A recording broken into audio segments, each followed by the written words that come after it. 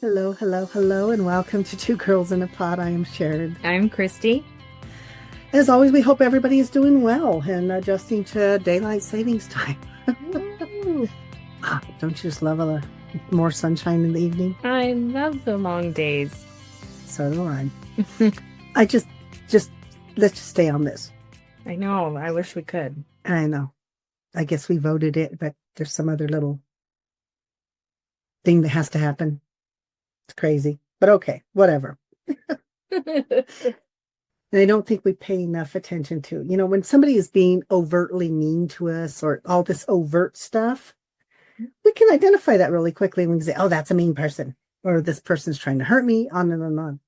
But that's not the real issue that most people have. It is what we've talked about, is subtle toxicity. Yeah. How it creeps in.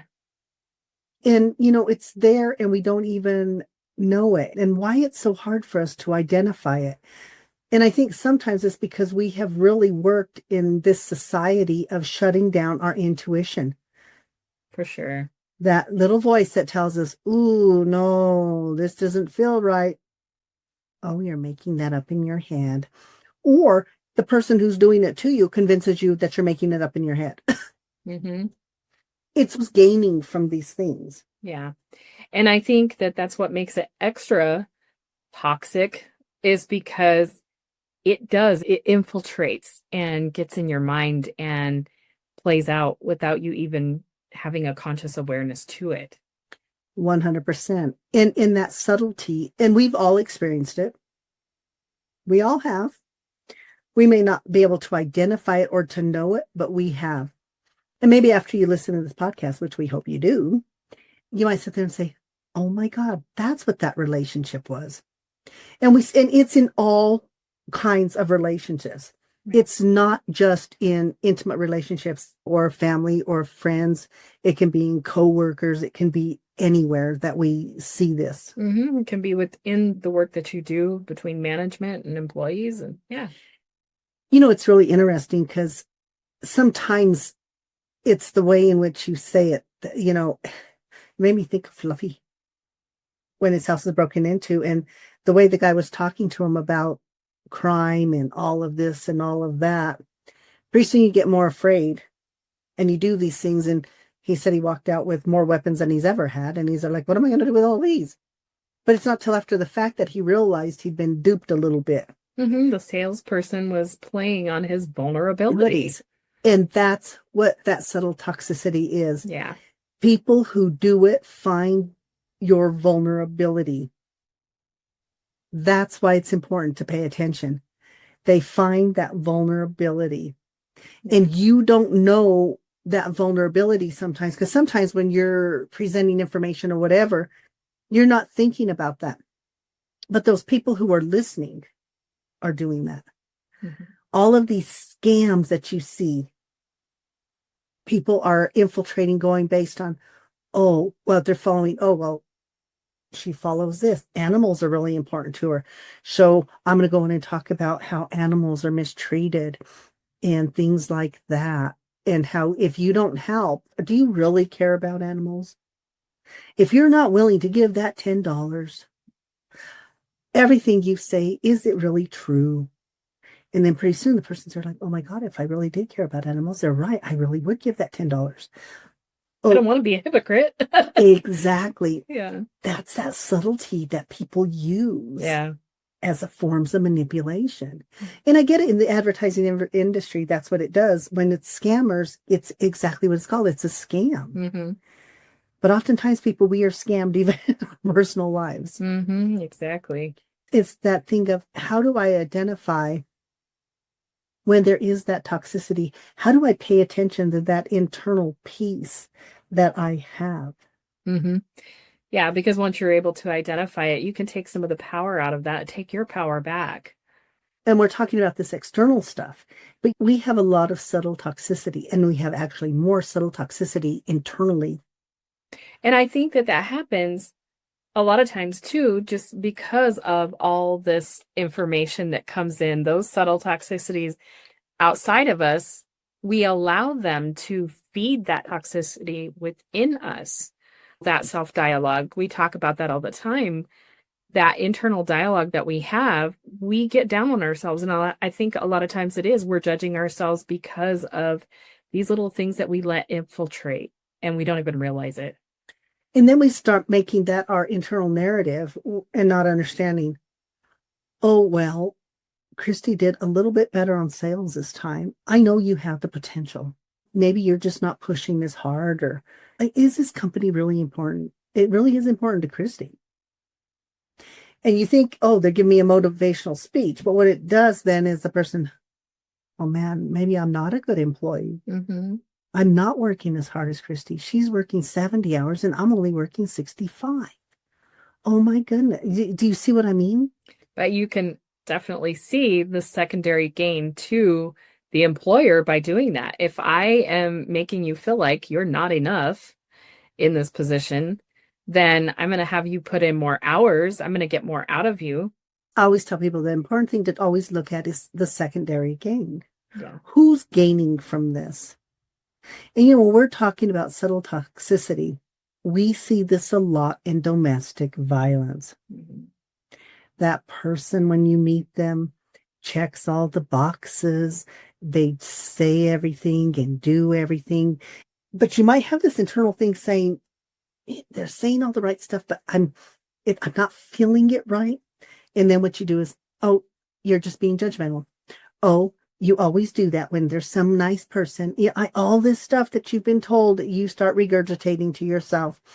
And then it's like, oh, well, you just need to give them a chance.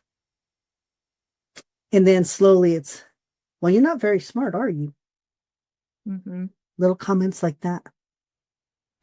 And especially because at first they make it syrupy sweet, go back and forth, you know, they may make these little subtle comments, but then go right back to being nice and everything. And so it does make you doubt your intuition when you feel those little incongruencies. Mm-hmm. I've seen it for years when I worked with women in domestic violence and some men. It's that subtlety. And there's that subtlety we use with children as well. And we don't realize it. And it's toxic. And we think sometimes we're giving that pep talk. But, you know, in essence, sometimes the parent might feel like, oh my God, stop misbehaving. You're making me look bad. Mm-hmm. Why can't you just be a good kid like your sister or brother? Oh, now I'm not good. Mm-hmm. They don't address behaviors. And so it's everywhere. Yeah. It is everywhere. That's exactly what they promote, in essence, really, is that it creates this self-doubt of your worth. Yes. And that toxicity that's exactly what it is. If I doubt myself, then guess what? More and more people get to take advantage of me. Yeah. I start giving and giving and giving in order to try to become the thing that everybody wants, which I can't be anyway. But the secondary gain is, what is the other person getting off of me being this way? That's the biggest thing that we have to ask ourselves. What is it? Usually that they get to manipulate you. Yes. Yeah. You know, we say, well, is the person aware of what they're doing? Maybe, maybe not. Yeah. But I feel like if you are doing something and then you have a behavior and somebody says, I don't like it, please stop doing that, and you continue to manipulate to do it, yeah, you're very aware of what you're doing. Mm-hmm. And when we see this in business, and you know, right now it is so hard because companies do not have loyal employees like they used to, because companies are not loyal to the employee. Mm-hmm. And so what is happening, and I hear this all the time, maybe I'm not the good employee, or maybe I should be working more, or they really want me to do this. And, you know, John, he does this and he gets all these bonuses. And then I ask my client and says, well, but what is John missing out on? And she goes, oh, he was kind of upset because he didn't get to see his son's soccer games or anything because he's working Saturdays. Mm-hmm. But that's what they wanted. And he became the model thing. Mm-hmm. Another thing, I worked at a company, and what happened is you would go into our break room and they would have on the board a list of productivity. So who was the most productive? Right. Okay. That's subtle toxicity as well, because what does it do? It then creates a division within your peers. And people would go in and somebody told me about it. I said, and they're like, what are you talking about? I don't pay attention to that crap. So I went in and sure enough, there's my name on the list. Yeah. And maybe I'm a little bit of an overachiever. No, I was then. I'm not. No, but I had high productivity, but partly due to the fact that I got somebody else's caseload when I went in because they lost the other clinicians. So a full caseload came to me. So there were other circumstances around what made that. And also the fact that I really work on my relationship with making sure people come in, all those kind of things. Mm-hmm. So there were 3 of us that switched that top 3 position. But then you could start hearing, well, I only work 2 days a week. How can I have that kind of productivity? How unfair is this? Do you see what I mean? It starts this. Yeah, you can see that it creates that in the employees, and it doesn't even make any sense really, because if you look at it, the company is manipulating the numbers anyway because of how many hours this person's working versus this one or that. So, I mean, if you changed all of that, it's going to look different. It'll change the variables. You're correct. There's a manipulation in it, and they know that. And they're trying to get the other employees to work like the top employees. But what they're really doing is just creating dissension within the ranks. Yeah. And I've been at companies where they do this, this hierarchy that is insanity. And you have seen companies, I think, move to this even more, because it used to be very, very different, that the employer and the employee, it was a working relationship in a different way, and there was a respect for one another in a different way. Absolutely. And it wasn't about manipulation. You really were. We were talking to somebody and they said, well, I never had to ask for a raise. My employer just gave it to me because I was doing a good job. Yeah, well, those days are gone. Yeah. But once again, it's this subtle toxicity, even within the workplace. You see these people doing this mad exodus from these companies because they're feeling that thing of, I'm never enough. Nothing I do is ever enough for this employee. I love this too. And when this all changed, I don't get. We used to have like a 30-day or 90-day probationary period. And then, now we moved it to 2 years. So now we can get rid of those people. It's the same thing. It's a subtle toxicity. It's saying, well, we're going to use you for 2 years and you better do really, really well. But even if you do really, really well, we can still get rid of you. We have people who are anxious about their jobs so much now. Yeah. And we're wondering why. It's because of that toxicity that is taking place in work environments anymore. And understand when I make this statement, it's not political in that way, but we have a lot of subtle toxicity in our government. And what I mean by that is, well, Christy, we want to pass this bill because it's really, really important to you. And you're sitting there, well, you know what? That is important to me.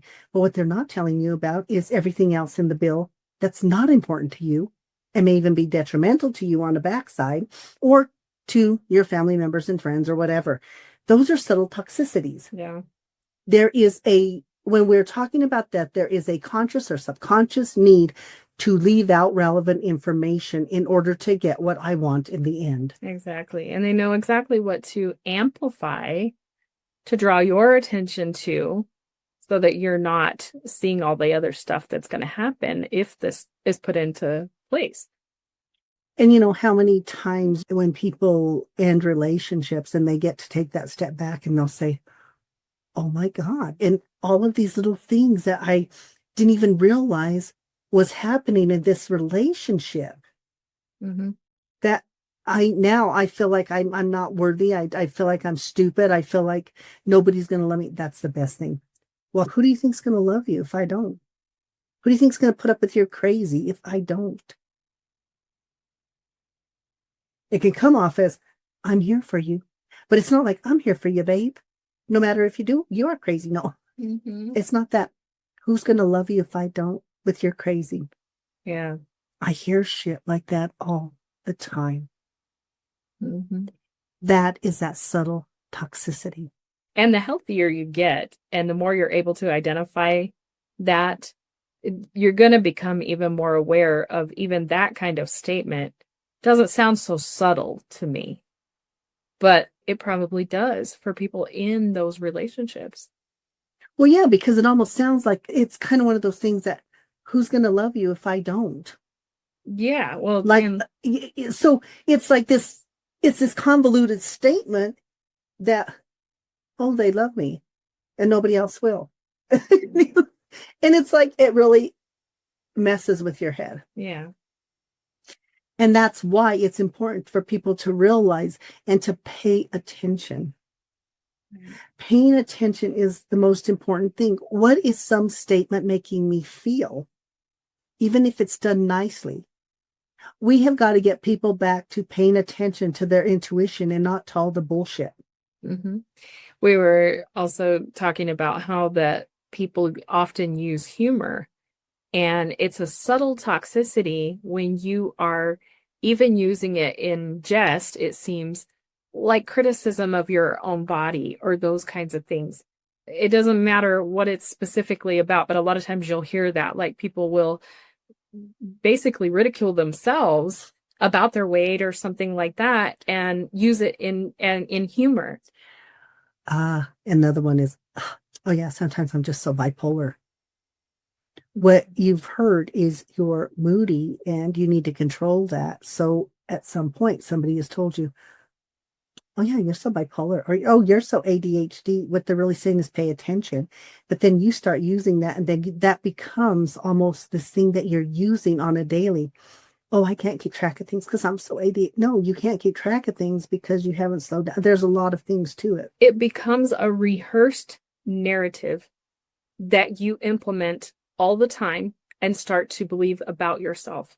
And the more that you rehearse it, the more that you believe it, the more that you follow the pattern of behavior that matches it. 100%.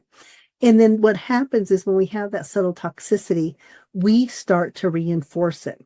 The more we reinforce it, the harder it is to get out of situations where I have reinforced it and I now think that I am the problem. Mm-hmm. And how many times I'll even hear when I'm doing counseling with families or couples, well, if he would just behave, or if she would just let me do what I need to do, or things like that, that puts the burden on the other person. Mm-hmm.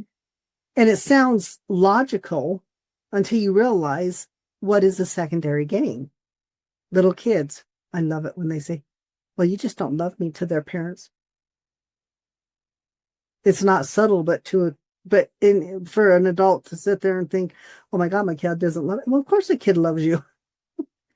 Or why are you so mean? Why aren't you nice like Christy's mom? Or do you see me? Or so-and-so's mom is really nice, and it's that subtle thing. And then that parent, well, why am I not? It's little things. And the more it's done, you're right, the more it becomes solidified. Yes. You begin to question yourself, doubt yourself. And it's happening way too much. That's why we have an increase in anxiety, and, we have an increase in mental health. A lot of it is the subtle toxicity, believe it or not. Mm-hmm. It's that narrative that you've taken on as your truth, that you've rehearsed, that somebody else started.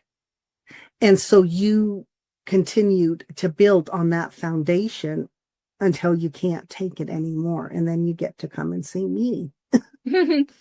Yeah. I mean, the more that you hear it, the more that you start to embrace it for yourself, then that's what plays out in your life. When I'm working with people, I'll always ask if they come in, it's a relationship issue or a work issue. I'll say, who's benefiting from you being in this state right now? Mm. They'll be there like, well, what do you mean? Who's benefiting? If you're overly stressed and now you're sitting, and I have a lot of that this recently. I'm always stressed. I'm always thinking, look, I'm here in therapy. Look, they're still contacting me, even though they know I'm in an appointment. They don't care. There's no boundaries anymore.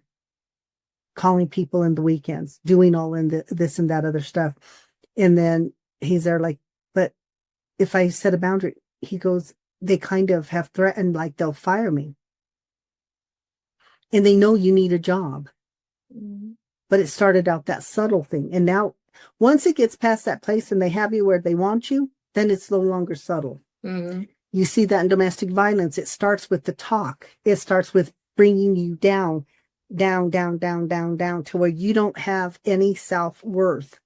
And once you don't have any self-worth, then I can beat the shit out of you and you're going to feel like you deserve it. Yeah. They teach this mentality of somehow you deserve it. Mm-hmm.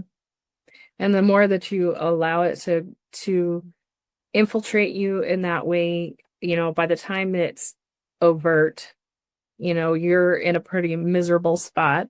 That's why I think it's so important to be able to identify these things early on and understand that your worth is not based on these things.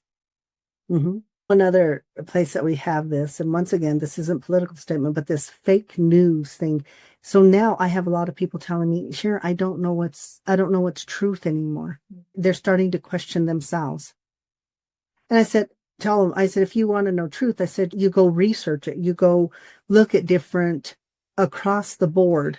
Multiple sources. Yes. Multiple points of view. Yes. And it can be on anything. Or somebody uses the term, well, this is the way it is. And you're thinking, well, no, it doesn't feel right. I tell people, take the time. If it's something that's important to you, go research it. Yeah. But I told you, I can't keep researching shit for people. Takes up too much of my time. I love research because I have some background with research and I love it. I love knowing where a study comes from, all of that. But we have that in all of these studies that you see. Well, I think that that's part of the problem that people have too. They think that they're looking at multiple different sources but looking at where the sources come from, I know that that's a really important piece of it. I mean, when you're researching different things, I know that you look at who's funding these articles, these studies. I always tell people, I always love it, because we study that in ecology and sociology is who are you comparing yourself to? Worst thing you do is compare yourself. Right. As soon as you do, you've elevated the competition. Yeah, you've elevated the competition and you feel somehow inept. So that's what it is. Whenever I'm doing research, you're right. I go back and I look who's funding. Well, and you'll see stuff like vegan cheese. It's not good for you using all that. And then you find out that it's the dairy industry or the cheese industry that funded the study. Right. I tell people you have to go look at independent studies because the funding, the independent study, and even with every study, you have to be able to go back and reproduce that study, and you should be able to reproduce it with the same results. Mm-hmm. Okay. Yeah, you have to be able to identify when somebody is skewing the information. Yeah. And the same thing is when anybody's talking to you, it's the same thing. Why are they skewing the information? Mm-hmm. What does the skewing of that information mean? Okay. If you think something's fake or skewed or whatever you want to call it, and if it's important to you, you need to take the time to go and really look at it. Research the source. Yes. When you go to research something, you have to look at both sides. Yeah. You have to be able to look at both sides. Yeah. Don't just read the article that appeals to you. But that's what we do. But that's a subtle toxicity, because what happens is it's if I'm sitting there and I tell you, I've convinced you that this is the best vehicle. And every time you turn around, it's breaking down. But then I'll say, but I can't get any breakdown. Well, here, let me show you this article. Okay. And I'll send you all the information that feeds what I need you to have. That's subtle toxicity. Yeah. Because we, oh, well, that looks legit, man. Yeah. Mm-hmm. That must be them. It must be me. Maybe I just don't know how to drive, or maybe I don't, you start having that same kind of mentality. Mm-hmm. We need to learn to stop it because it is damaging to people. It is damaging to their psyche, to all different arenas in their life. It's kind of like, once again, what people's opinion is or what, that's not what we're talking about here. We're simply presenting things. Oftentimes, even in the LGBTQ plus community, they're told, well, you can't be Christian. And so they'll start questioning that, even though they can live a life or whatever, or you can't be parents, or it doesn't matter what it is. It can be any group. It doesn't matter. In any group, there's going to be subtle toxicity against that group. Right. I remember growing up, it was like they didn't talk to the Latinos, the Hispanics, about going to college and stuff. And so you'll do really good washing dishes or something. Do you know what I mean? Yeah. So you start thinking, well, I don't know, can I do that? Do you see what I mean? Even though it's little things. Fast forward, we've come from that place where, we do have more of those opportunities and stuff. I think that that's a huge place that you see subtle toxicities is a lot of times people doubt themselves because they don't feel smart enough. And I think because there's so many comparisons that happen, especially in school. And I don't think oftentimes when teachers are saying things, I don't think they're saying it. They don't realize sometimes they think they're providing inspiration or motivation. But when you sit there and you say, Christy, your sister is a straight A student. Mm-hmm. And here Christy is with the C and a D. Okay, well, what does that mean? She talks tone. Mm-hmm. With this little boy I worked with, it was the teacher's tone. Right. It was his tone that told him the teacher did not like him. And when he went to an adult, the adult said, oh, that's not true. You're just misunderstanding, blah, blah, blah, blah, blah. Came to me and told me, and I says, well, why would you say that? He did. He identified that the teacher used different tone with the other students. When she talked with him or to him, it was the tone. So his little gut's telling him, this teacher doesn't like me. Yeah. He didn't get called on. He didn't get the really fun things they would set up and do little fun activities. That wasn't him. Mm. And so he asked me. So I went and talked to the teacher and did a roundabout. And sure enough, he misbehaved. So she didn't want to deal with him. So it disrupted her apple cart. Mm-hmm. So we worked on that. But those are the things we're talking about. Right. We give these subtle messages and we don't understand the impact that they can have on people. Right. We should be paying attention to how something is making us feel, and we should be giving more credibility to that versus what somebody is saying to us. Right. And often when we see this is the incongruency between what somebody says and their behavior. Exactly. I mean, actions will speak louder than words every time. And we will see that, oh, I love you, I love you, I love you. Why do you have to be so stupid? Mm. Those kind of things. How is that love? I don't understand. Right. But, for whatever reason, people feel like, oh, well, this is how I've always been treated, so it must be me. Mm-hmm.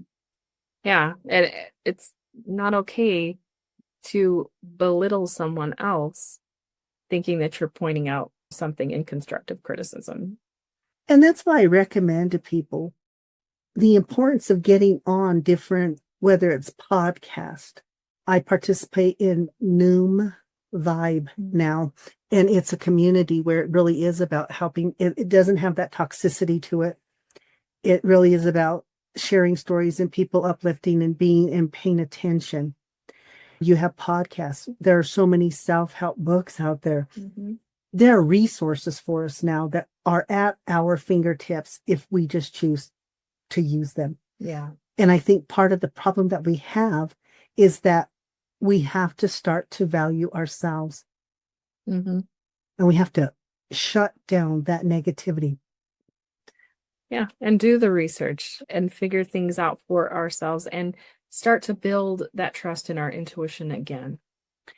And understand, people, when your words are not matching your behavior, what eventually happens is people will gravitate towards the behavior after a while because our behavior is more of a true statement than our words. Mm-hmm. Okay. So even with you, if you feel like you're going into work and you're griping and complaining every day and you go in with the bad attitude, guess what? You are bringing a toxic thing into that environment as well. You become an active participant in it. And it becomes even more of a self-fulfilling prophecy because you have put yourself in that energy and that opens you up to receive that same kind of energy. Exactly. And oftentimes I'm asked when my clients are in these toxic environments, how do I do that without letting it be toxic to me? I said, you put up your boundaries. You go in there and you realize I'm here to do a job. My job is not my life. I'm here. I will do what is required of me. It's not about having these friendships and stuff because sometimes that becomes manipulative. Exactly. And it's not that you can stop the people from trying to manipulate and get what they want, but you assign how much relevance that has. Exactly. And you identify it with, if I'm going home every day and I am physically and emotionally exhausted from my job, unless it's a high stress job, that's a little bit different. But if I'm working all of those hours and I have nothing to give to myself or to the people that I love and care about, you're not setting boundaries. Mm-hmm. And people will say, well, in today's environment, and you're right. And this is where it's scary. In today's environment, if you sit there and say, I'm required to work 40 hours, oh, good, you're replaceable. Go, because we will get the person who is better at this. Mm-hmm. Subtle toxicity is in our military when somebody is being med boarded out, they start to feel, oh, well, they red flag and they do all these things. So yeah, you can't go out in the field and you can't just sit in the desk. Mm. They've lost their value. Right. So when veterans come out, they don't know their value because they've been told and conditioned, my value is serving this country. And now I'm out here, and sometimes they're not being treated like it was valuable, even out here sometimes with some of the stuff that goes on. So it starts to reinforce those things. And once again, it's policy, it's all of that. I get it. But how do we shift our thinking in those things that we cannot control? We don't control policy. Mm-hmm. You can march, you can do all this stuff, and things change 100%. Then you become an active participant in it. Yeah. The same thing in your relationships. But when you are able to identify and see that that's how the rules of engagement are for them, there's a lot of power in that, and being able to say that that does not mean that I assign myself those same inaccurate statements that they're saying. I don't have to say that about myself. 100%. And I think that's where it starts when we Yeah. stop using somebody else's narrative to define me. Yes. And that is huge. Stop using somebody else's narrative to define who you are. Exactly. You become your own person writing your own narrative. That's how you take back your power and you stop the subtle toxicity. Right. When you are in a place, when you start hearing negative stuff, no, we don't talk like that in here. If I'm in my office, and it depends on what it is, you can talk and do whatever you want. But if you're going to do something that is going to be harmful to somebody else, then I will address that. I will address, do you understand this is harmful? And sometimes they don't. They'll say, well, what do you mean? When you say this, do you see this as the natural response to it?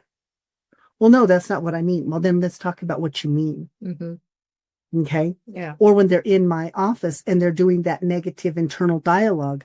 Well, I'm just not smart and I'm not good. And I'm not, okay, wait, no, not true. Where did that come from? Yeah. What is the narrative you want? Well, I think I'm smart. Okay, well, then let's start having that narrative. Mm-hmm.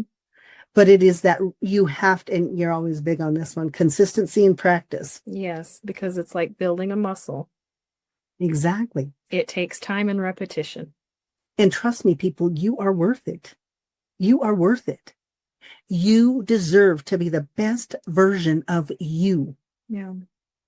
And in order to start being the best version of you, you have got to start identifying that subtle toxicity that is internal and external. Yes.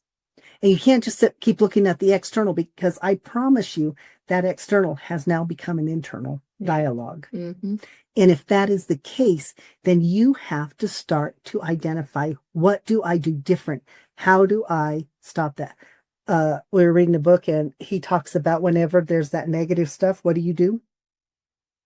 I don't remember. What is the symbol he does? If you start, Oh, yeah. You start complaining or judging, just take your finger, slide it across your throat, because you're cutting off the good from you when you've become so focused on that. You understand?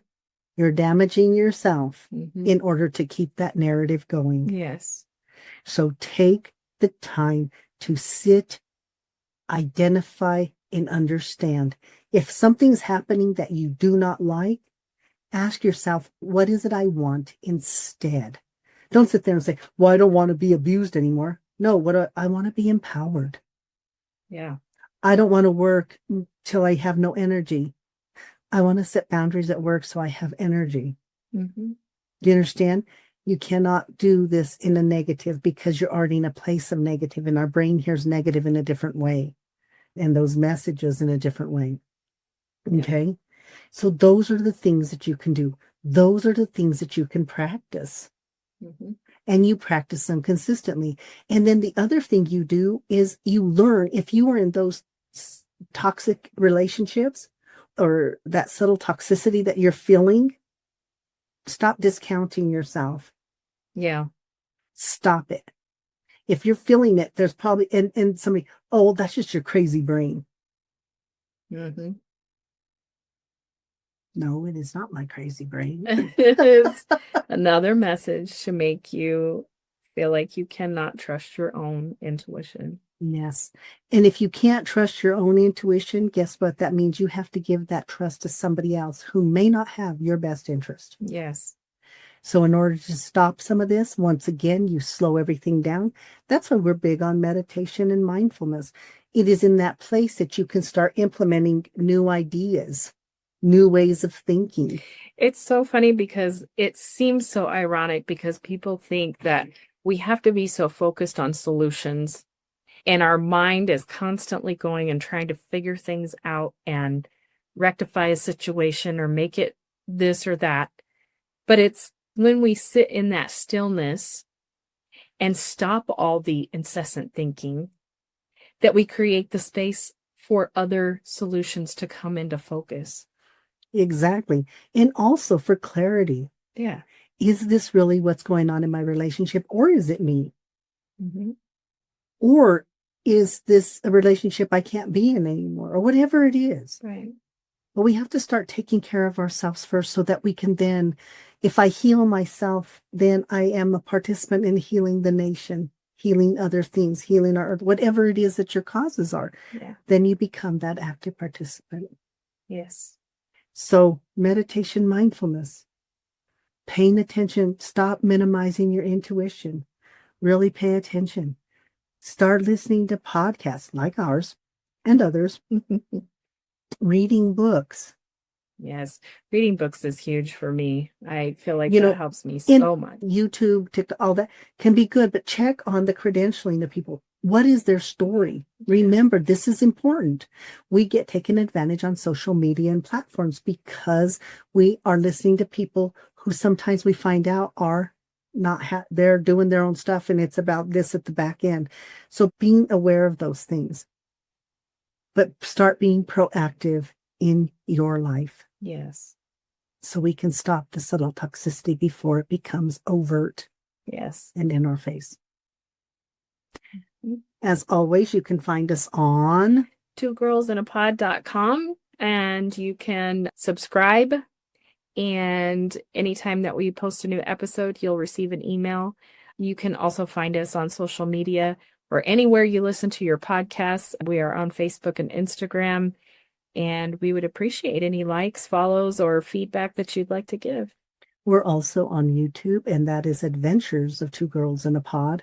And on there you'll find our podcast, but you'll also find we take trips and do stuff like that, and we share that, and I do mixology on it, sip and savor. So just a little montage of stuff because that's about the adventures of life and things like that. So it's a little bit different. Yes, and then you can also find the Grateful Beginnings coloring books on Amazon.